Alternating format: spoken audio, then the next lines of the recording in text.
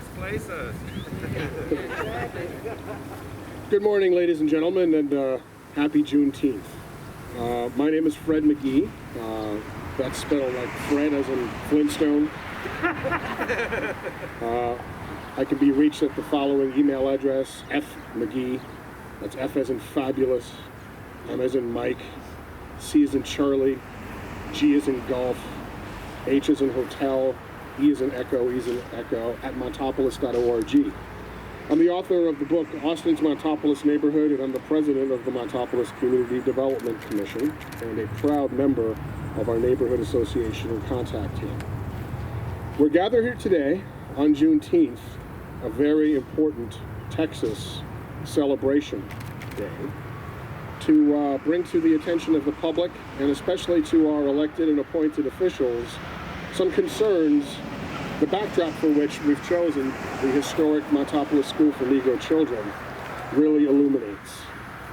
Our neighborhood is a historic neighborhood. It is older than Austin. It was founded in 1830 and almost became the capital of the Republic of Texas. When Edwin Waller, the surveyor authorized by the new Republic government, came out here to establish a capital, Montopolis was already here.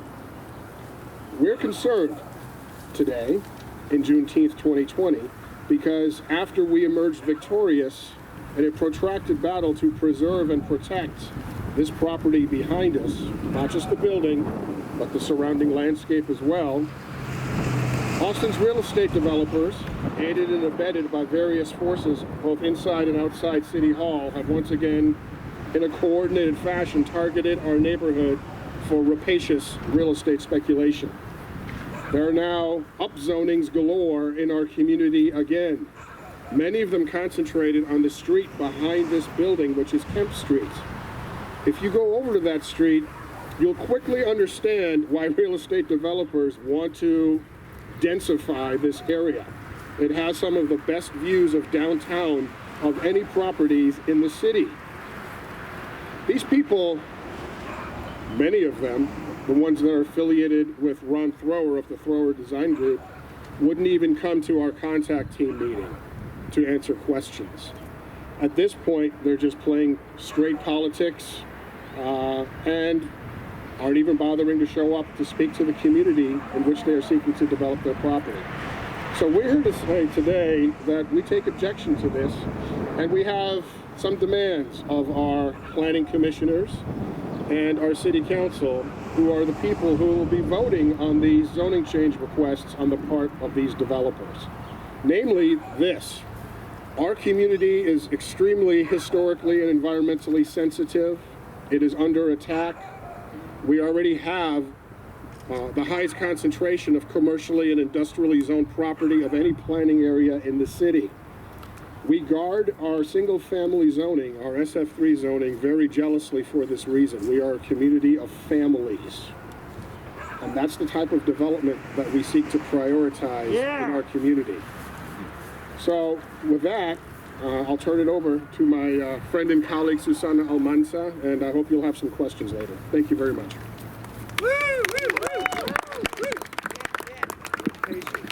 Thank you, Fred.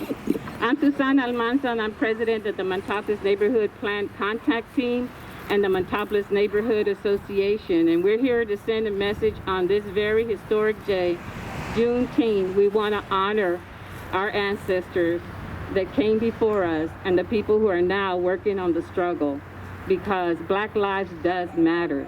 And it's important that we recognize that here in Montopolis, we are losing our African American population. In 2009, there was 21% African American. And now we're down to 8% in the African American community here in Montopolis. Our Latinx community was once higher. It was 65, I believe. We're down to 64 in our population. But the white population has grown here in Montopolis. And I think that this is something that we need to recognize. Like Dr. Fred McGee said, this is a historic community. It has been for a long time between black and brown people. The Freedmen's community. That's right, the Freedmen's community. You can just look at the Black Prairie Cemetery, San Jose Cemetery, and you can see that the black and brown community have always lived together here in harmony. Also, we have to realize that this is a poverty community where the median income is $31,875. This was once known as Poverty Island. And so this is still a big community in poverty. The city of Austin commissioned the University of Texas to do a study on gentrification and displacement. Uprooted is the name of that report. And it said of all the communities that could still be preserved and protected, that #1 community they should work on is Montopolis. Yeah. And the city is failing Montopolis. It is failing our community. All you have to do is drive and see the displacement that is happening in our communities, that homes that were $25,000, $35,000, $40,000 have been demolished, and now homes are going at $380,000 and above. Our plan, our neighborhood plan, which we worked on in 2001, that was adopted by the city of Austin, said we would protect the inner core of Montopolis. We had to compromise. We didn't want to, but we had to compromise that we would let a lot of the multifamily happen around us, but inside the core, the heart of the neighborhood, we would retain our single-family housing. And now we have 6 zoning cases that want to take away our single-family zoning and put their condos and townhomes. And none of those projects are for low income. None of them are even affordable. And so today we want to send a message to the Planning Commission, the City Council. If it's really sincere about addressing racism, Yeah. systemic racism, Yeah. then it needs to reject those zoning cases, and it needs to respect and protect the Montopolis neighborhood plan.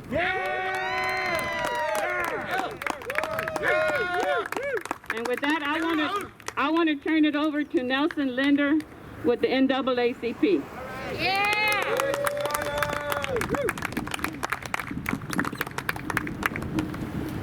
Thank you, Susanna.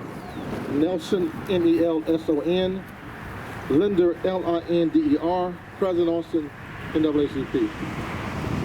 I'm very proud to be here today joining my friends and comrades in this battle. I want to give a little context to Juneteenth. Think about the Civil War, where we emerged victorious against the very same folks that have symbols and signs up the elder of this country, unfortunately. Then think about the Freedmen's Bureau. Folks who went out in their communities and built these communities under all kind of stress and conflict, and they're still here. But unfortunately, too many have disappeared. So this community represents the true spirit of Juneteenth and the struggle of Juneteenth.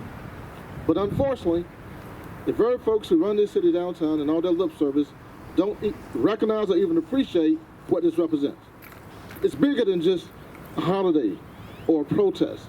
It's the essence of being a human being, being treated like one. Yeah. Yes. That's what this means. So when you don't respect communities like this, you don't know your history, you don't appreciate your history. This community and the folks here today are an example of what Juneteenth really is. Knowing where we are, who we are, and where we need to go. Yeah.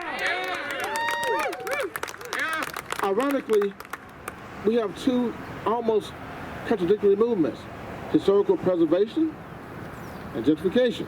Isn't that ironic? So while we're trying to preserve something that's meaningful, they're tearing down what already exists. Like the map. Do you understand? So please, folks, talk about what this really means today on this very important. If folks can see our struggle, our fight, and also their government that claims to be about equity, but yet all they practices policies that create inequity. We have to be very serious about this. This is not a laughing matter. Black Austin, Hispanic Austin does not matter in this city. Let's be clear about that. If it did matter, it'd be reflected in our budget. Right. in our land preservation Yeah. and policies that treated all of us as human beings. So this is a great day today. The organizers should be embraced and celebrated. I'm honored to be here to see and represent the true spirit of Juneteenth. And going forward, I want to encourage everybody in the city to look at these organizations here. Look at this community and what it stands for. And come join us, put down the lip service, but come join us and fight with us at our city government and make sure they understand nobody's going away here, okay? Yeah, Nobody's no, going to push us we're around here. anymore. We're going to fight like our ancestors did Yeah. to build these free, independent communities. And I can assure you, like them, keep your spirit high, continue to persevere, and fight like hell. Thank you very much.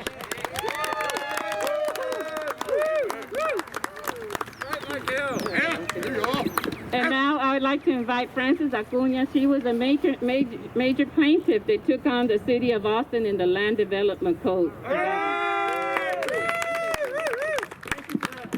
Thank you, Francis. Give him hell. Quítate la máscara. Thank you for being here, and it's all of this is about preservation, the community. We have so many families that have been here for so many years, and it's not about power. It's not about growing the ladder like some of our representatives are. It's about the community, the families, everything that has meant to have a home. Like, I love when I come to my house and it's like, that's my home, that's my safe place. And whenever you start changing policies and changing the land development code so we could have more density, supposedly because they want to help the low-income communities so they could be able to stay. But how are we supposed to stay in our homes if we can't afford what they're trying to help us with, in quote? They say we can get home equity loans. How can we get home equity loans when, we live in paycheck by paycheck? We do not have the opportunity that other communities do. We have to work so we could be able to put the food on the table, so we could help each other. And that is what our community is. We are united. We are a family. And all these changes, all this development is just destroying what it was meant to be. Montopolis, Dove Springs, all of these communities, nobody wanted to come and live over here a few years back because we were the ghetto town. We were the ghetto communities. Everything changes so fast, and we're not saying don't develop, but not in our communities, because this is families. This is where we want to raise our kids so they could be able to grow to be the leaders that our representatives are not. They are not representing our communities the way that they took an oath whenever they took that position. Whenever they work and they take an oath, they take an oath to protect and serve. And, and what are they preserving? Their jobs? Yes. They're preserving their check? Yes. But they are not preserving the communities they took an oath to represent. Yeah. So, it's, yeah. Gracias. Thank you. Now we're going to call on Pat King to come forward and say a few words. Pat. Tell it like it is, Pat. Thank you for being Give him Pat that. King, P-A-T-K-I-N-G. And I was asked to come out today when Susanna called me, and I couldn't turn that down because I wasn't born here. I'm not from here. I'm from Tulsa, Oklahoma. My great-grandfather was killed in that massacre. Oh, shit. So it struck home to me to come out and help people. I'm 72 years old. I was one of the first people when Tulsa had to integrate. I was 5 years old when I had to go to an all-white school, you know, and we were taken there by armed guards. But the years I was there was horrible, you know, but luckily they jumped our bus, and these are children. These are children. So I was afraid, you know, I was hiding under the seat. There's so much hate. We got to stop the hate, and we got to start living together. And when I'm seeing what's going on today, the first thing that came to my mind was, not again.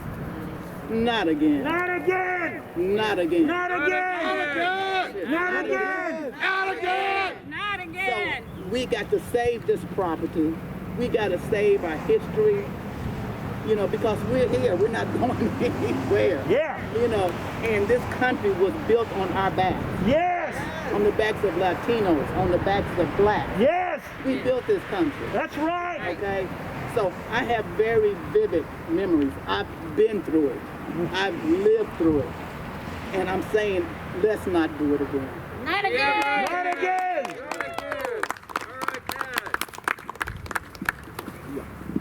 Thank you, Pat. And now I'm going to ask Noe Elias, who has been gathering the petition and talking to the people regarding the zoning. Noe.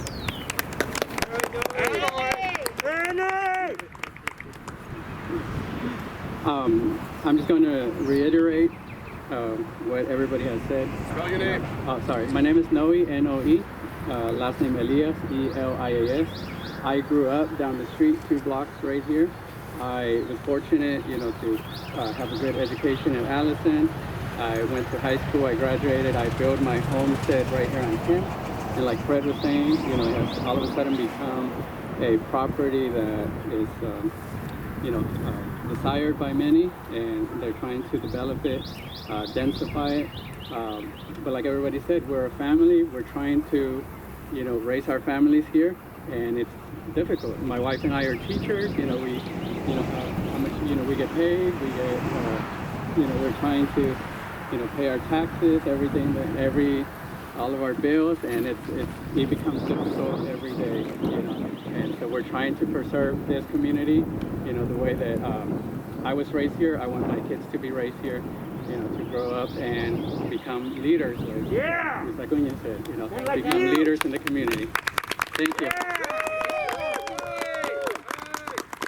Now I want to ask Monica Allen, who is the president of the Vargas Neighborhood Association, to say a few words. Monica.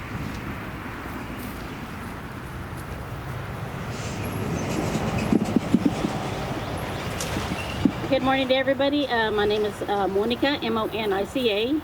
And they say Monica for the Anglos. Last name is Allen, A-L-L-E-N. And of course that was changed from Alcala to Allen. So again, we do know the history and how it operates. I've been here for over 40 years in the Montopolis area. And I just want to let you know that there has been so much change. I can remember back in the days when this was full of nothing but bluebonnets, and this road was nothing but dirt down here. Yeah. It was dirt until you got to Billy Culp. If anybody knows who Billy Culp is, it's because you were back here in the days. And if you don't know, okay? So with that saying, all of this gentrification that is going on in this neighborhood, all of this development, go to hell. We don't need you in our area. Yeah! Okay? Because we cannot afford the taxes that are going to be jacked up because of y'all's development. Okay? If you wanted to come into the community as a SF3, you're more than welcome. But if you don't, then take your business somewhere else. Okay? This place is for the community, not for the developers. Thank you. And I want to invite one of our allies, David King, to say a few words, who is on the Zoning and Planning Commission. Yes. Thank you, Susanna. And I wasn't ready to say anything, but I'm happy I'm here and to speak out against the injustice and inequity that's embedded in our land development process and in our city policies. And you know, our city budget is a moral document, and the earlier speaker talked about the budget. And you know, I think our budget should reflect our communities here. And if you look at it, the budget that goes for land development is not for the communities here in Montopolis. It's for the developers. It's to open up the land, to make it open for all of Austin. That's what they say. This is for all of Austin. Well, this is part of Austin. Montopolis was here before Austin.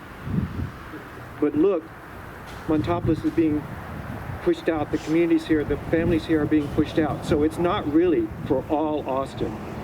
It's for folks who want to come in and develop this property to make profit. That's what it's about. Yeah. It's not about our communities and our families. It's about profit.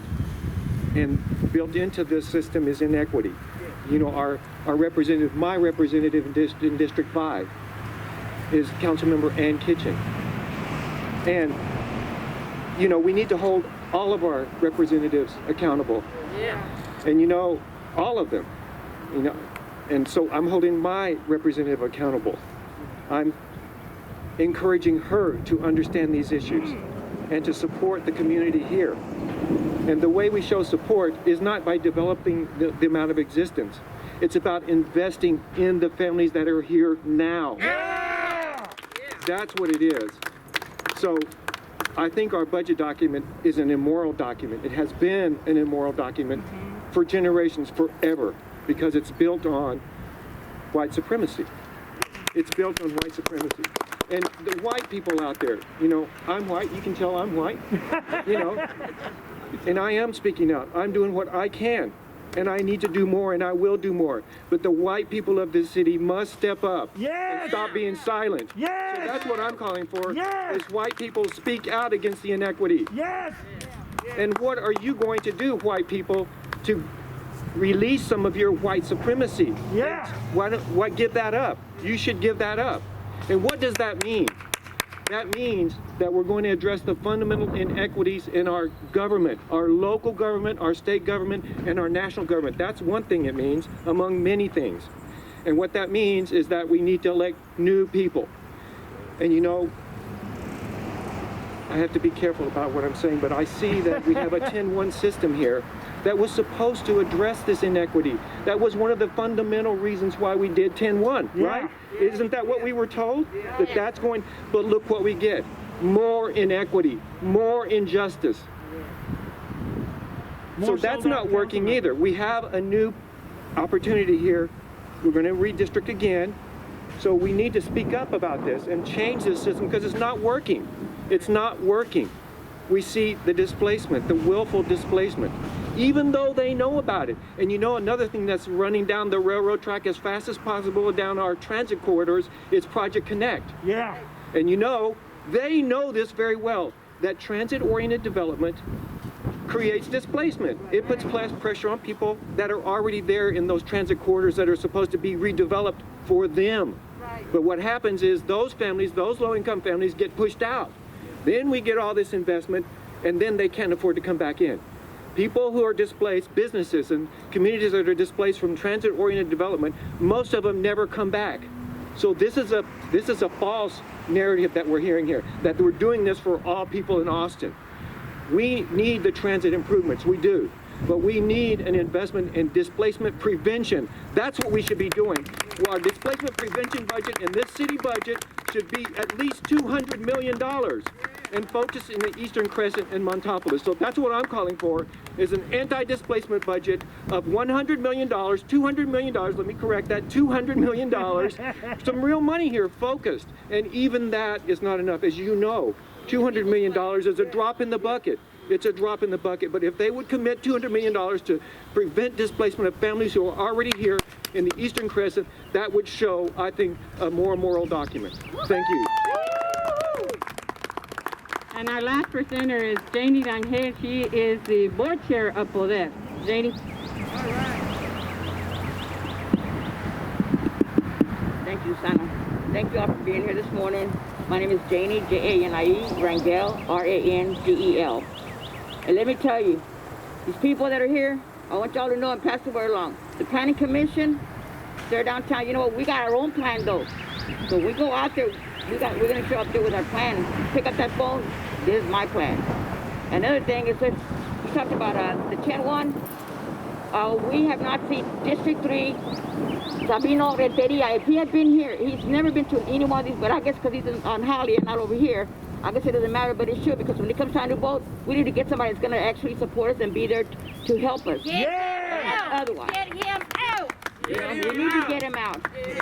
He should have never been in. You know, but... You know that old question, where's Bill? Where's Bill? Where's Bill? Where's Bill? But right now we have to develop it, you know, Montopolis. I live here, I live across the river down that way. But I was living here in Montopolis 2 years ago. And we could be able to go talk to our neighbors, sit on the porch, you know, gossip with them, whatever. Now you walk on the porch, you don't know who's there. You don't know who they are, what they are. They look at me that look like, I don't have time for you, you know? Well, the hell with you. Because we need to get Montopolis back where it used to be. Yeah. We need to get that old-fashioned feeling. Not moving on and on, you know, not knowing what's going to happen next. There's a lot of elderly people here. People move to Montopolis, they love Montopolis, they stay here. Live here, die here, and they're buried down. There's 2 cemeteries down there. That's where they get buried out there. So that should tell you something. So for the Planning Commission, they need to start listening to us because, you know, we got to get ugly with them if they don't. Hate to say that word, but the hell with them. Yeah! The hell with them. Thank you for coming. I want to thank you so much, and let's not forget those who have lost George Floyd, Mike Ramos, and so many more that I won't list that have lost their lives at the hand of the systemic racist system of the police. And also, let's not forget that the city council, when they put together the master plan in 1928, that master plan is still on, even though they say it's not, because it's on because they're still looking at rezoning our communities. Yep. Even though we have taken them to court, we have filed over 30,000 signatures and petitions to fight the rewrite of the land development code, and yet they keep going around in loopholes and not protecting our Montopolis neighborhood plan that was adopted in 2001. So it seems like when people of color work on their neighborhood plan, and even though they compromise when they don't want to, they still don't adhere to their own laws and policies. And so we have got to send a message to the Planning Commission and to the Austin City Council, to the mayor. Mayor, I see you on TV all the time talking about the systemic racism, talking about COVID-19. Well, guess what? COVID-19 cases are #1 here in Montopolis, in zip code 78741. Yeah. And that just shows how an unjust system we're under, that you can ignore this community. When we need the resources, people say, well, you need to be resilient. Well, give me the resources to be resilient. Yeah. It takes money to pay the rent. It takes money to produce masks. It takes money for the sanitizer. It takes money for food. It takes money for health care. All of these things, it takes resources. So don't tell me to be resilient without addressing the resource issue. Because with resources, we can be even more resilient, okay? So we want to send a message that we do not want any of these cases. There are 6 cases coming up Tuesday before the Planning Commission to rezone our precious single-family zoning to SF6 for condos and townhomes, and we reject that. And here today, black and brown people are united with our white allies to say, ya basta, enough is enough, ya basta. Let's keep addressing that systemic racism, and let's address it right on forward. Thank you so much. Any questions? Do any of y'all have any questions? No questions? We were that thorough? All right. Covered it. Okay, thank you.